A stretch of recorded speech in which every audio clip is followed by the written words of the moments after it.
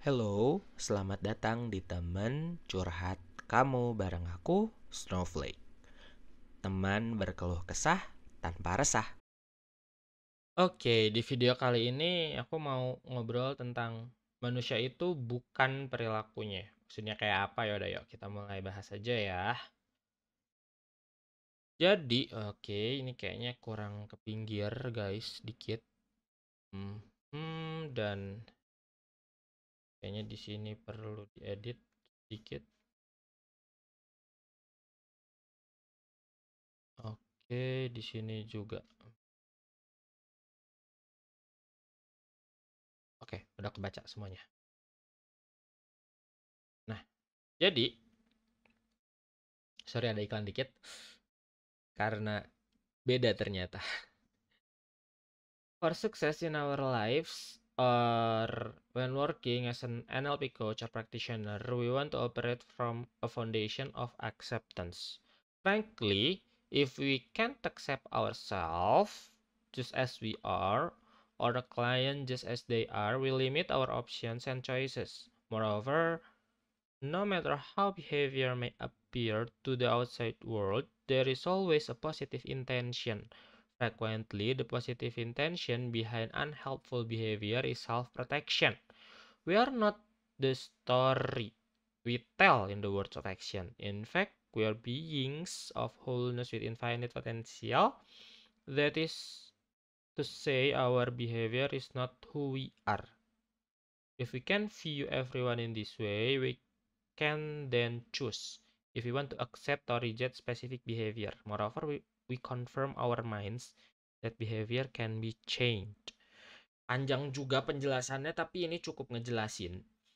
Poinnya di sini lebih di paragraf kedua ya guys ya. Kalau paragraf pertama ini lebih menekankan bahwa gini loh. Kita tuh mulai dari foundation of acceptance. Mulai dari penerimaan.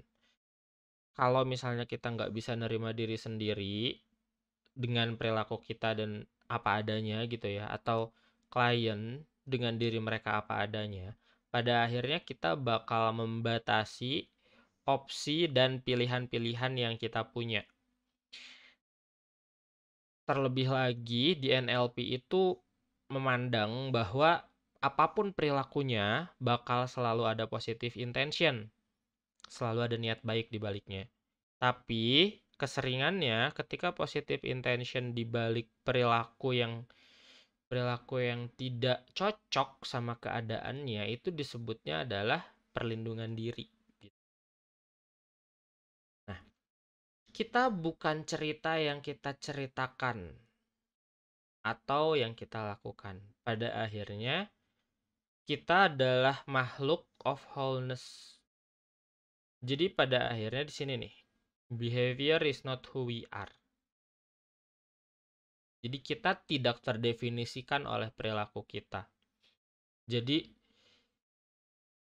pada akhirnya kita bisa pilih apakah mau menerima atau menolak dengan perilaku itu.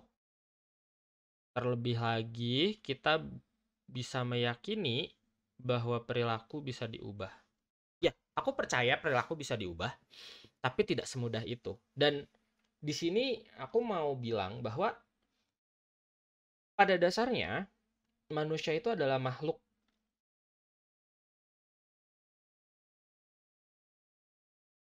Manusia itu adalah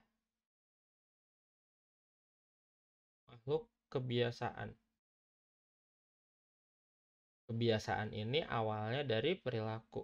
Perilaku yang diulang. Oke, tulisannya nggak kebaca kayaknya.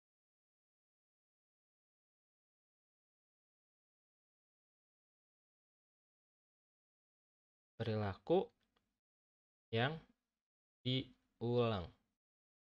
Perilaku ini berasal dari intention.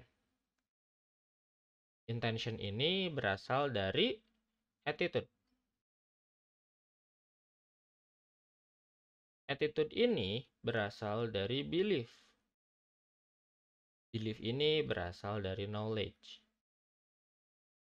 Jadi pada dasarnya, manusia bukan perilakunya.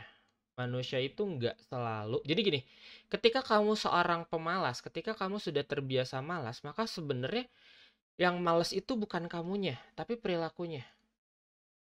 Jadi ada dua di sini.